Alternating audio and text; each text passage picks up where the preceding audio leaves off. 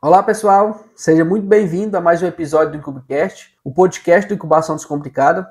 Como vocês sabem, nesse novo projeto, nós estamos em busca de modernizar cada vez mais o nosso perfil, usando mais sempre uma linguagem descontraída, mas bastante educativa, que é o que importa aqui entre nós. Hoje teremos aqui como tema questões enviadas por vocês lá no nosso perfil do Instagram. A gente colocou para vocês lá uma caixinha de perguntas, assuntos que vocês gostariam que tivessem de tema por aqui. E algumas questões achamos pertinentes, trazer logo de cara aqui para vocês. Espero que vocês gostem desse episódio, meio diferente, né? E bora lá. A gente abriu essa caixinha de perguntas justamente para vocês ficarem mais à vontade, mais próximo da gente, né? Esse diálogo, acho que é muito importante. A gente recebeu essa pergunta aqui, que eu achei muito pertinente, vou colocar ela logo de início. Como manter um ambiente de incubatório organizado? Tenho muita dificuldade. Entrando nesse assunto, pessoal, eu tenho comigo que todo ambiente de trabalho, primeira coisa que ele tem que ter organização e fluxo de trabalho, certo? Ambiente de trabalho sem organização e sem fluxo de trabalho, para mim, não é um ambiente de trabalho. Isso, pessoal, além de trazer produtividade para a empresa, né, a companhia ali, também traz uma sensação de bem-estar maior para o funcionário que ali trabalha. Quando você chega numa empresa, os funcionários ali têm uma vassoura no lugar, né, um rodo no lugar, um balde no lugar, uma ferramenta no lugar, e você não precisa ficar aquela loucura caçando as ferramentas de um lado para o outro. Isso faz com que a gente crie uma sensação de interesse do colaborador. Eu vejo que muitas das atividades hoje que não são feitas dentro de um incubatório é por falta realmente de recurso ali perto. Às vezes você tem um recurso na empresa, mas você não tem um recurso próximo, disponível ali. Um exemplo básico, vou citar aqui para você. Às vezes um ovo quebrou lá na sala de ovos e o ovo ficou lá no chão. Aí chegou uma auditoria, um controle de qualidade lá e auditou, mas por que esse ovo está no chão, sendo que ninguém coletou? O colaborador ali é sobrecarregado no momento ali, não poderia deixar a sua tarefa primária ali de lado. Não, eu vou cuidar da minha obrigação aqui, esse ovo depois eu pego. Mas se tivesse uma vassoura, um rodo, um balde ali no canto ali, né, espedurado ali no suporte, que seja, ele já ia pegar esse ovo, já colocar no balde e já ia acabar. Então, assim, isso que eu digo para vocês, que são coisas simples, que às vezes faz toda a diferença dentro de um processo, e a gente tem que olhar isso como um todo, pessoal. Não somente na questão disciplinar. Eu acho que a questão disciplinar é a base de todo gestor de incubatório, né, de toda gestão de incubatório. Mas temos que olhar também os recursos. Os recursos que a gente está dando realmente está próximo do funcionário, está chegando lá, ou só estamos colocando lá na solicitação de compra, chega no incubatório e fica guardado lá no quartinho. Eu começo esse diálogo falando disso, comentando isso, pessoal. E quando a gente fala de organização, né, eu sempre trago comigo que organização ela traz muitas outras variáveis, né? E uma dessas variáveis que ela traz nada mais é do que um 5S. Quando a gente fala de organização dentro de incubatório, até trago essa imagem aqui para vocês. Isso aqui é um modelo de gestão, né, de setores. Um exemplo, isso aqui é uma simples placa, tem um imã lá no fundo dela, né? E aqui a gente tem os conceitos. Para vocês que não conhecem 5S, eu aconselho muito vocês conhecerem, se vocês conhecerem 5S. Isso muda a vida profissional de vocês e a vida pessoal. Eu falo isso porque eu sou uma prova viva disso, certo? 5S ele faz a gente abrir a visão, abrir o horizonte, deixar de ser aquela cabeça de peão e começar a pensar mais gigantesco dentro de um processo. Por quê? O 5S ele nada mais foi do que uma ferramenta que os japoneses usaram para revolucionar o Japão depois da Segunda Guerra Mundial. O ambiente estava muito desorganizado, eles não sabiam nem por onde começar, e durante esse processo de organização do país, eles focaram em 5 sensos. Qual que foi os 5 sensos? Primeiro, senso de utilização, certo? O que é o senso de utilização? Descartar o que é inútil. Eu desafio vocês amanhã, vocês chegarem no trabalho, entrarem dentro do quartinho de vocês lá da despensa ali. Será que tudo que está ali naquele lugar realmente é útil? Vão lá no escritório, vou longe também não, no escritório, né? Às vezes está no escritório ali, será que tudo que está naquele ambiente de trabalho é útil? Será que não tem nada inútil ali não, que dá para a gente descartar esse material? Isso, pessoal, faz a gente descartar coisas inúteis que está ali. Então, além da gente criar espaço também, né, a gente vai ter um senso de visão melhor. Não, esse negócio que não presta, eu vou tirar do meu canto aqui, né?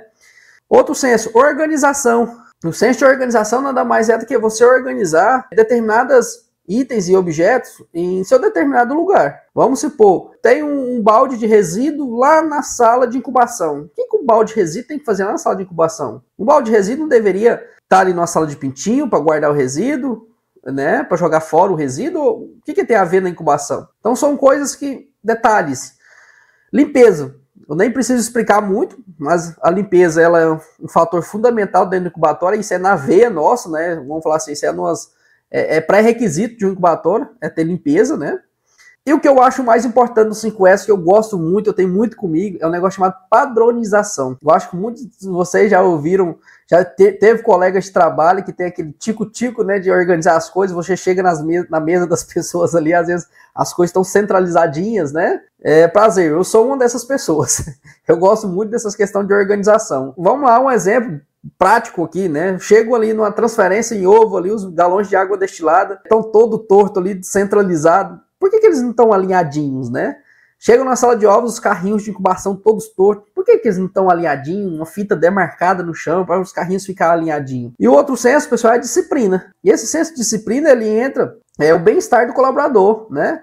Será que esse colaborador, o uniforme dele está íntegro? A questão ergonômica de trabalho dele está dentro do ideal? A pergunta aqui do nosso colega foi simplesmente como manter o ambiente de incubatório organizado. Mas eu trago para vocês aqui uma ferramenta poderosa, que é o 5S. Se vocês não conhecem, começam a conhecer, porque isso muda a tua vida, tanto profissional e tanto pessoal, certo? Que é uma dica aqui para vocês. E se vocês quiserem também, eu disponibilizo para vocês um material, né, de estudo de 5S, né? Eu tenho esse material, eu posso disponibilizar para vocês, basta vocês digitar aqui nos comentários, eu quero esse material, que a gente disponibiliza diretamente para vocês. Iniciando um outro assunto aqui, pessoal, bastante discutido, né, atualmente, qual as vantagens de um incubatório 100% automatizado? A primeira coisa que vem na cabeça de 90% das pessoas, quando fala, que a gente questiona esse assunto, nossa, eu vou economizar mão de obra. Não tem mão de obra no mercado. Eu vou automatizar meu incubatório, que automaticamente esse problema de mão de obra eu vou resolver. É um dos pontos. Eu concordo, não discordo a hora alguma, certo?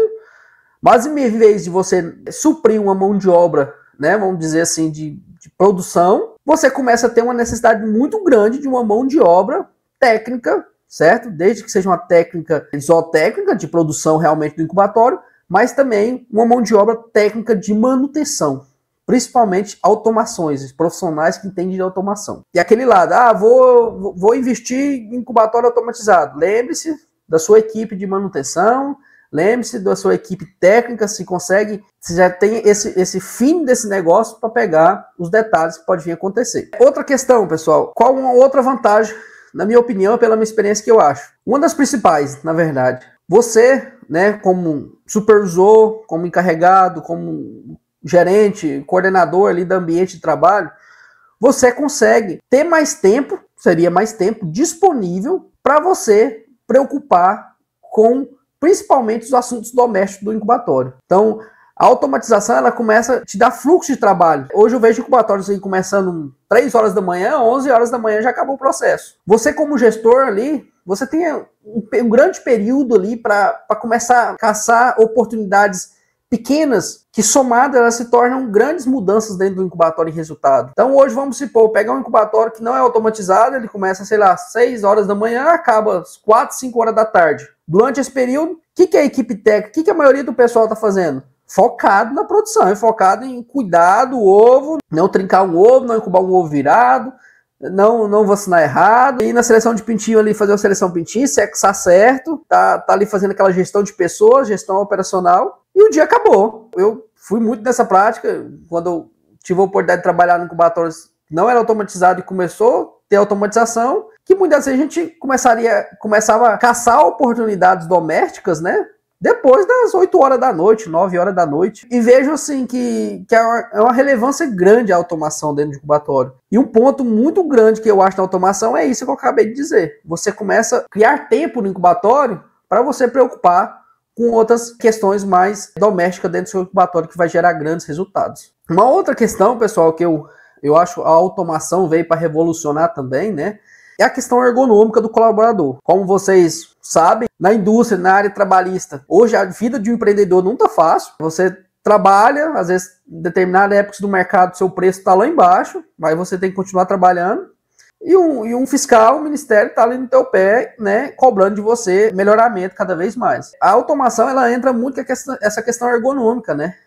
Funcionário ali, vamos lá, um exemplo, a sexagem em asa que está chegando no Brasil. Vocês viram o Pirani dizendo no Incubicast anterior, né, e eu tive a oportunidade de ver essa automação que está chegando no Brasil. Hoje, vamos lá, um sexador hoje sexa 2.900, 2.800 pintinhos por hora, certo? Quantidade de pintinhos, com eficiência, sei lá, de 98, 98,5, às vezes alguns até 99. Você pensa, a pessoa dessa que trabalha só 7 horas e 30 por dia, quantos movimentos que essa pessoa não faz um dia com aquela mão, né? Então, a questão ergonômica ajuda muito, né? É um ponto muito positivo. Eu cito as vantagens e desvantagens também da automação. Um ponto de muita atenção na automação também, pessoal, é a higienização dessas máquinas. Uma vez, os pintinhos, eles passavam na tua mão, na mão do colaborador ali, que fazia toda aquela higienização, depois da troca de lote, né?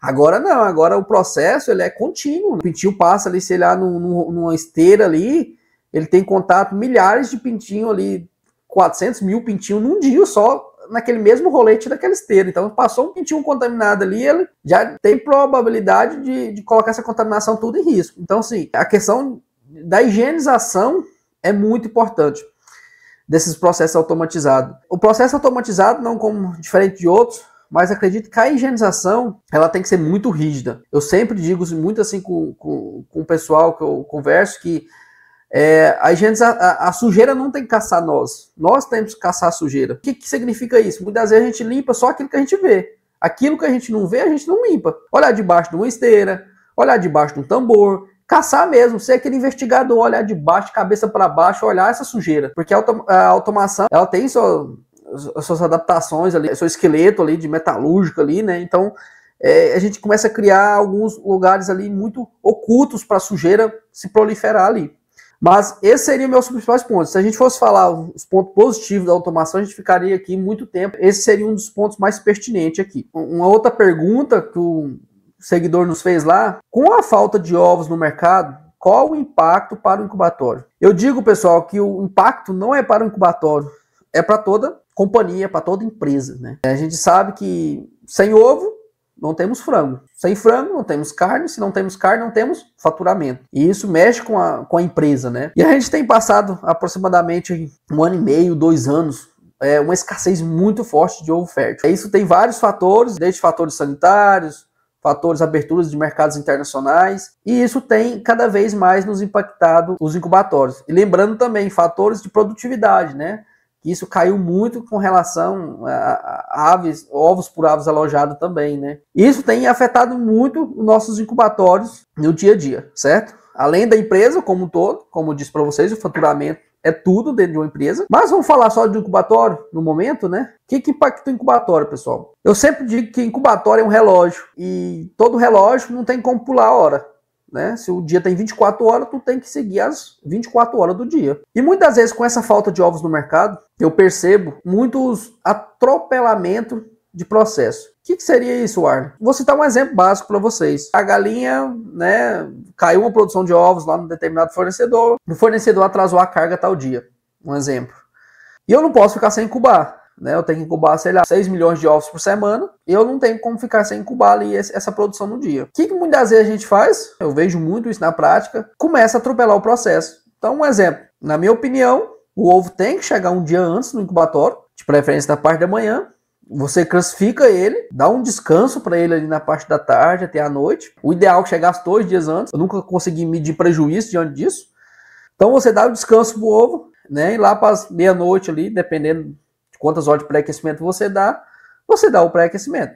Se você dá 5 horas de pré-aquecimento, você coloca meia-noite, às 5 horas da manhã você tira ele do pré-aquecimento e coloca na incubação. E ali ele começa a iniciar o seu processo de incubação. Com essa falta de ovos, às vezes o ovo chega no dia, chegou hoje, sei lá, 5 horas da manhã, eu aprontei esse ovo rápido lá, de 1 hora, 2 horas de pré-aquecimento e já colocou aí dentro da incubadora. Você não deu nenhum descanso para o embrião. Lembrando que um ovo, pessoal, ele é quanto vivo, quanto pintinho também. Não tem diferença. Só que a gente não consegue ver. A gente começa a atropelar. Aí daqui 21 dias, a hora que esse nascimento vai nascer, você começa a ver a mortalidade por anomalia, você começa a ver janelas de nascimento malucas, que o nome seria malucas, às vezes muito aberta, nascendo adiantado, outros nascendo mais tarde. Você no dia do saque, tirando pintinhos imaturos para mandar para o campo, pintinhos que não tá com a maturação fisiológica ainda ideal para ir para o campo. Muitos comentam aí que é pintinhos verdes, né? Ou pintinhos molhados, que seja como vocês conversam por aí, e acaba atropelando todo o processo. Isso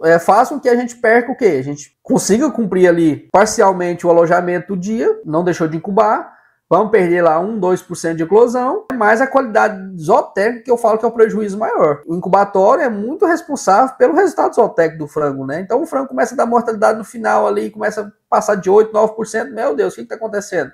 Ah, mas aquele ovo que nós incubou do dia lá atrás.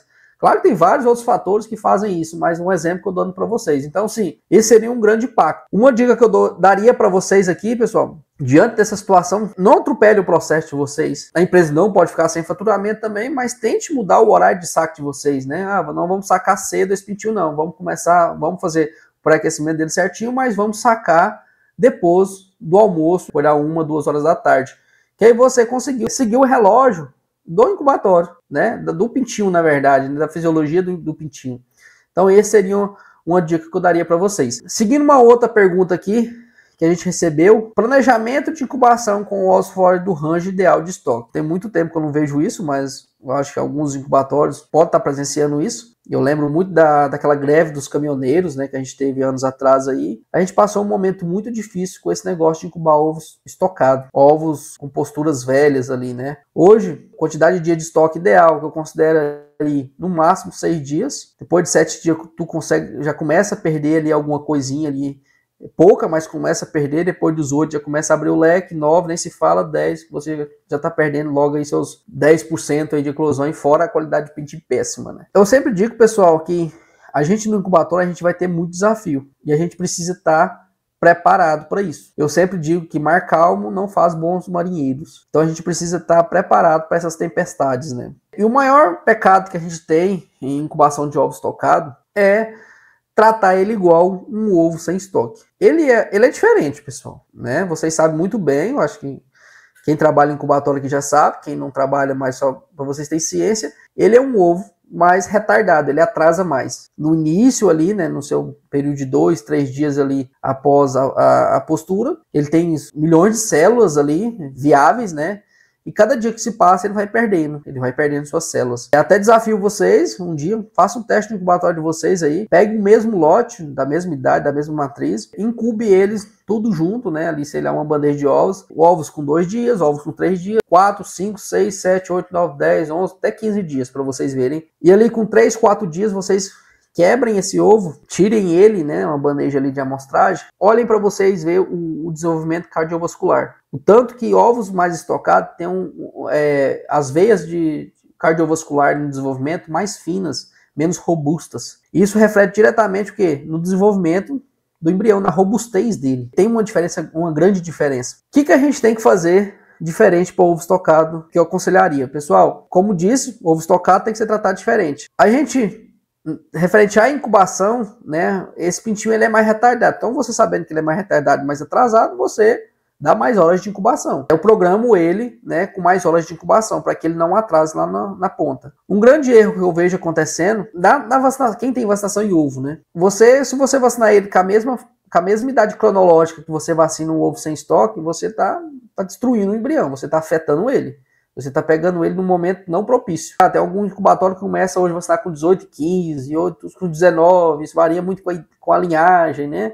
E demais fatores. Mas a idade fisiológica, vocês têm que tomar muito cuidado na vacinação em ovo, com esse ovo estocado, certo? 3 conselhos, na verdade, que eu daria primordial para vocês. Ovos estocados, fiquem na sala de ovos. A partir ali do 6º, 7º, 8º dias, a temperatura da sala de ovos não tem que ficar a mesma temperatura que ovos normais, então você já tem que ir abaixando ali, né?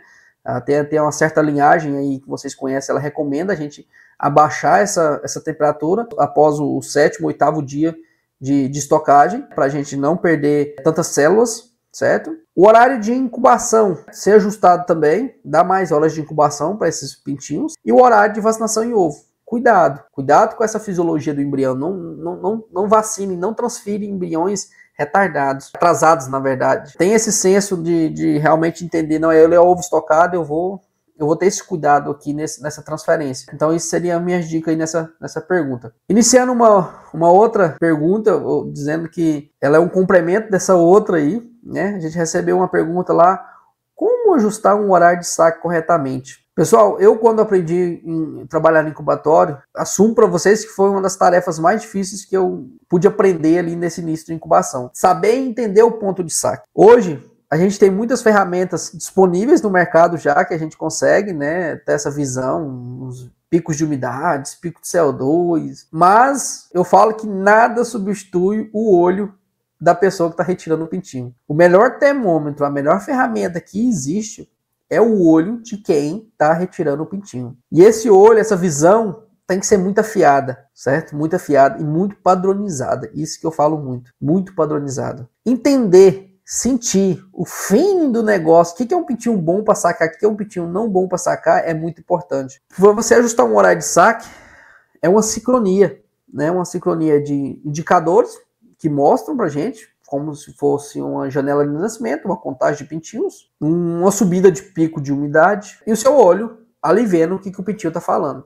Então são vários fatores que faz a gente perceber isso. Um exemplo básico aqui, pessoal, tem um exemplo, tem 10 nascedores nascendo no dia, né? E ali com 30 horas e 24 horas, ou com 24, com 12, eu aconselharia fazer de 30 e 24 horas, essa janela de nascimento, você faz aquela contagem e tem um pintinho mais adiantado. Aquele pintinho mais adiantado, você vai e deixa ele por último. Não, ele não tava bom não, fui sacar ele lá, ele não tava bom não, né? Mas será realmente não tava bom? Eu vejo um grande pecado hoje dentro dos incubatórios, é às vezes as pessoas chegarem para ver pintinho e ver pintinho, só aquelas 3 caixas da frente ali, na superior, né? Aquele levantamento, levanta ali as 3, olha ali o pintinho, não, tá ruim, tá bom. Já julga o pintinho naquelas 3, 4... Não é assim, pessoal. A gente tem que puxar o carrinho para fora ali, na verdade, né? Tirar, que seja 1, 2, 4 carrinhos para fora, dar uma olhada, né? Verificar como um todo. Não, pronto, esse pintinho aqui tá bom. O que é um pintinho bom, pessoal? Para sacar. Olhe bastante a sua vivacidade, pessoal. Aquele pintinho dorminhoco, aquele pintinho muito esperto, o pintinho ele fala, pessoal. Lembre-se disso, ele fala, ele conversa com você. Basta você falar a mesma língua que ele. O pintinho, quando ele tá querendo sair, pessoal, do nascedouro, tá passado, que a gente fala, né? Você abre a porta do nascedouro, você já vê ele levantado na caixa, com o bicado piando ali, já querendo sair da caixa.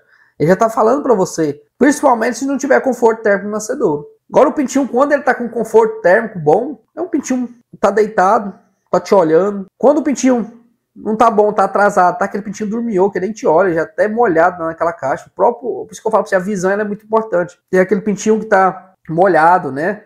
Não só os 5% do pescoço, que muitas pessoas falam isso, mas você vê o pintinho totalmente molhado, o umbigo dele ainda não tá bem seco também. E um grande indicador, pessoal, que eu falo para vocês começarem a olhar, é o quê? É o resíduo. Hoje a gente, quando um pintinho nasce, a gente só olha pro pintinho. E o resíduo? Como é que tá o resíduo? O resíduo tá muito sujo de mecônio? Ou o resíduo não tá sujo de mecônio? O resíduo, não, tá sujo, mas não tá tanto. Não, esse aqui tá sujo mesmo. Parece que o pintinho soltou muito mecônio aqui. Que não dá mais do que fezes do pintinho. Então o pintinho, quando solta muitas fezes numa caixa de resíduo ali, pessoal, é 2 motivos. Um, ele tá muito adiantado. Outro, ele teve um estresse térmico muito grande ali dentro. Comece bastante a olhar o resíduo de vocês dentro do incubatório, não só os pintinhos. O resíduo fala muita coisa que acontece dentro, ali no nascimento de pintinhos. Como ajustar um horário de saque corretamente, pessoal? O que eu falaria para vocês? Seja íntimo do seu pintinho. Você vai lá todo dia, olha nascedouro por nascedouro, carrinho por carrinho, e começa a sentir seu negócio. Tava até conversando com um colega esses dias, dizendo para ele que incubatório é muito sentimento. O que seria isso? Quando você vê que as coisas começam a tendenciar para bom ou para ruim, você tem aquele sentimento. É a mesma coisa você chegar num lugar ali, aquele ambiente está pesado. Tem muita gente que fala isso. Nossa, que ambiente pesado, ambiente, né? Coloca até forma espiritual no meio dessas coisas, né? Mas o incubatório que eu quero dizer para vocês é o quê? Se você acompanha recebimento de ovo, tem um feedback das matrizes, sabe o que acontece na sala de ovo, sabe o que acontece na incubação, sabe o que acontece na transferência, sabe o que acontece na climatização, sabe o que acontece na higienização, sabe como é que está o clima da equipe. Você está sentindo, Você está sentindo o seu ambiente de incubatório ali. E o horário de saque do pintinho nada mais é do que isso. Então a máquina 20, um exemplo lá, o damper dela estava desregulado, um exemplo. Dianteira e a traseira. Opa, pera aí, eu já sei que os lancedores dessa máquina 20 aí vai ser dianteiro e traseiro, um vai ser mais atrasado e o outro vai ser mais adiantado. Vai ser uma janela mais fechada ou uma janela mais aberta. É isso que vocês têm que praticar muito, sabe? É vivenciar realmente o que está acontecendo no incubatório dia a dia e olhar o pintinho, né? Eu sempre digo que a gente tem que seguir o fluxo sanitário dentro de um incubatório, né? O primeiro setor que você tinha que entrar no incubatório e ver era o pintinho. Se o pintinho tá bom, pessoal, você começa a ver uma sala de ovos, uma transferência de uma forma diferente. Se o pintinho tá ruim, você, vixe, Mário, então qualquer desvio padrão que tem ali para trás pode estar ocasionando isso lá no pintinho na frente. Mas como a gente tem que seguir o fluxo sanitário de área limpa para área suja, às vezes não se torna possível fazer isso. Não deixa de ser possível também a gente perceber isso, mesmo seguindo o fluxo da forma certa. Então, uma dica que eu tô para vocês, veja o pintinho de vocês todo dia, de preferência também. O pintinho vai nascer amanhã. Veja hoje à tarde o pintinho. Abra nascedouro. Dá uma olhada. Tem muita gente que não gosta de abrir nascedouro. Ah, vou perder o meu pico de umidade. Não sei. Pessoal, a gente tem que começar a refletir e ver o que mais pesa realmente dentro do seu processo. Eu não estou dizendo que é certo abrir o nascedouro no pico. Mas você tem que pesar. O que é pior para você? E eu, na minha opinião, não ser íntimo do meu nascimento é pior do que tu perder um pico de umidade ali na abertura de um nascedor, de um CO2, que seja algo assim, beleza? Espero que vocês entendam, isso é muito polêmico dentro dos incubatórios, né? E eu vejo que, principalmente quando muda de equipe, quando um entra de férias, né? Um substituto está de atestado, o outro falta, esse colaborador que faz isso, às vezes, ele não está com aquele fim do negócio. Então, é muito importante a gente qualificar essa pessoa, várias pessoas que têm esse fim do negócio aí. Eu sempre digo assim, tem que estar falando a mesma língua. Nos perguntou aqui, como criar um BD, que seria um banco de dados, eficiente para a gestão de incubatório? Essa é uma pergunta que eu considero muito relevante dentro dos incubatórios. Hoje, qualquer pessoa que você conhece, conversa com as pessoas do incubatório, essas pessoas, eu tenho a perda de umidade, eu tenho rendimento, né? Eu tenho um BI, tenho um Excel, tenho um Google Drive, tenho um sistema tal, tenho um sistema... Beleza. Mas antes de tudo, para a gente criar um banco de dados eficiente, o banco de dados eficiente tem que ser o in loco, aquele físico. O que é isso, Arlen? É quem está coletando aquele dado. Treinar e capacitar e sentir confiança, principalmente de quem está captando esses dados, é o que mais importa. Não adianta você ter todas as ferramentas robustas de banco de dados, de análise, né? Sendo que quem está ali fazendo o dado está fazendo ele errado. Treine, cheque, confie. Quando isso? Sempre. Eu vou citar um exemplo básico para vocês. Um fechamento de eclosão, um exemplo, né? A gente sabe que, principalmente processo automatizado, o processo às vezes é muito rápido. E às vezes um ou outro colaborador ali se perdeu, o cara no fechamento ali, acabou uma máquina e, nossa, não consegui fechar porque o processo foi rápido. Aí depois o que eles fazem?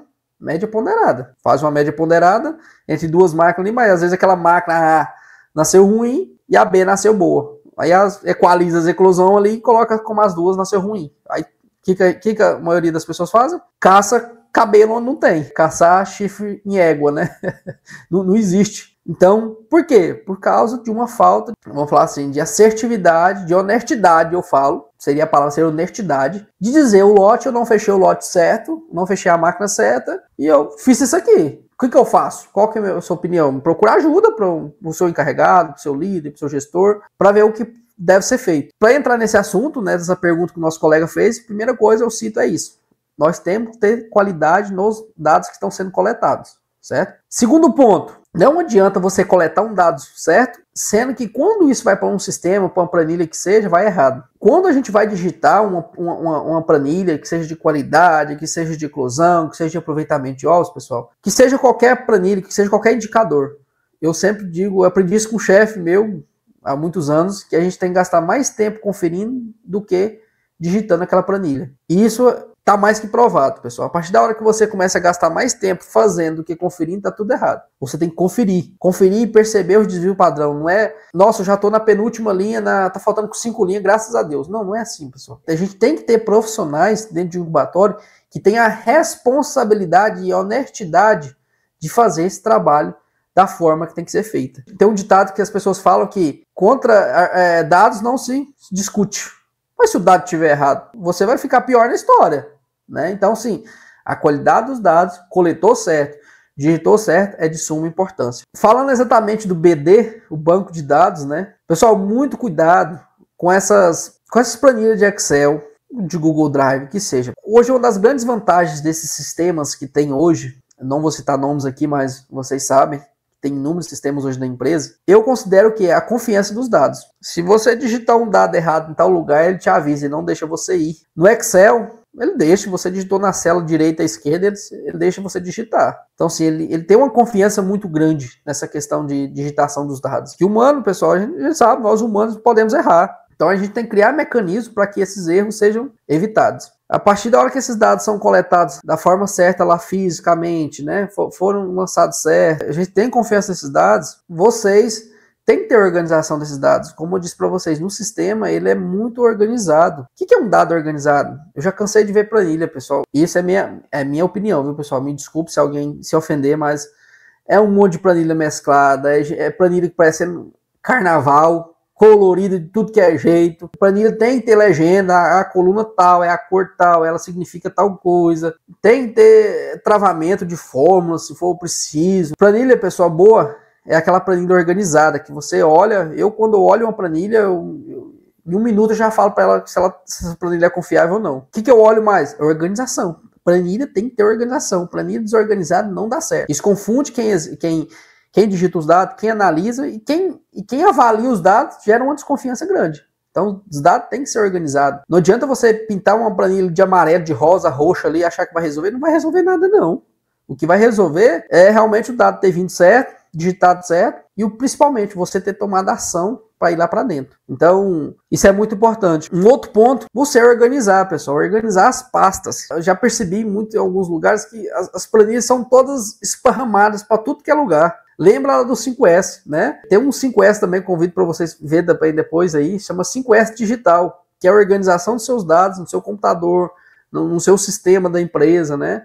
Então, quando você vê um dado, você sabe o caminho. E além de você saber o caminho, você tem que ter capacidade de deixar o quanto organizado que o seu colaborador, aquele colega de trabalho, consiga também acessar aquele caminho, desde que ele tenha autorização de visualização daquele dado. Eu já vi inúmeras vezes que quem sabe daquela planilha é só o fulano tal, só ele que sabe o caminho. Porque ela tá tão escondida dentro de pasta, dentro de aba, que ninguém descobre de jeito nenhum. Então, o dado tem que ser organizado. Um outro ponto, pessoal, análise de dados, né? Hoje a gente tem inúmeras ferramentas no mercado que a gente consegue fazer uma análise de dados. E uma delas é o quê? Um Power BI da vida, né? Um Python. São ferramentas que nós da avicultura, não só nós de incubatório, se a gente aprofundasse, começasse a descobrir realmente o que essas ferramentas nos pode fornecer, a gente estaria num patamar diferente em análise de dados no incubatório e na avicultura em geral hoje. Porque além dela fazer aquele painel bonito, né, colorido, né, os painéis, ele também consegue te dar alertas, né? Isso que é o que importa. Eu sei que na vida corrida de nós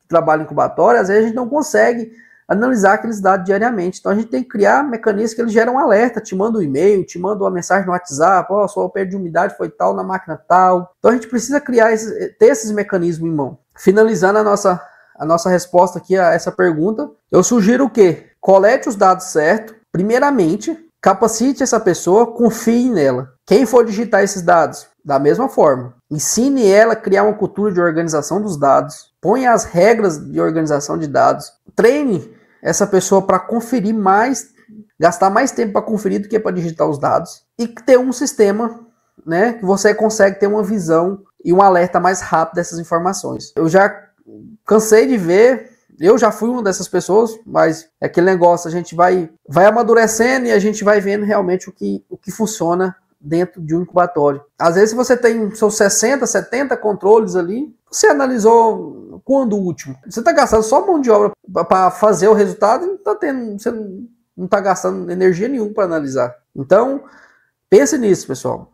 Ter muitos dados não significa ter um incubatório sob controle. O que significa ter um incubatório sob controle é você tomar ação em cima dos dados. Então fica essa dica para vocês. Espero que vocês tenham entendido um pouco, aprendido um pouco, compreendido sobre essas perguntas. São perguntas muito pertinentes e vamos falar assim, muito discutidas dentro dos incubatórios. Eu tenho certeza que alguns podem concordar com o que eu estou dizendo, outros às vezes não concordam, mas que coloque uma pulguinha atrás da orelha de vocês, reveja realmente dentro do processo se está sendo feito da forma como deveria, certo? E lembre-se, pessoal, de todas essas perguntas que a gente fez aqui, né, respondemos, na verdade, que vocês perguntaram pra gente, nós precisamos ter certeza da certeza. O que é certeza da certeza? Confira se seus processos estão sendo feitos da forma certa. Ah, mas eu tenho 5 anos, 2 anos, 10 anos que eu faço assim, eu confio naquela pessoa. Pessoal, nós, como líderes de incubatório, precisamos ter certeza da certeza dos nossos processos. Sem isso, uma empresa tem prejuízo, certo? Por quê? As falhas podem vir a acontecer.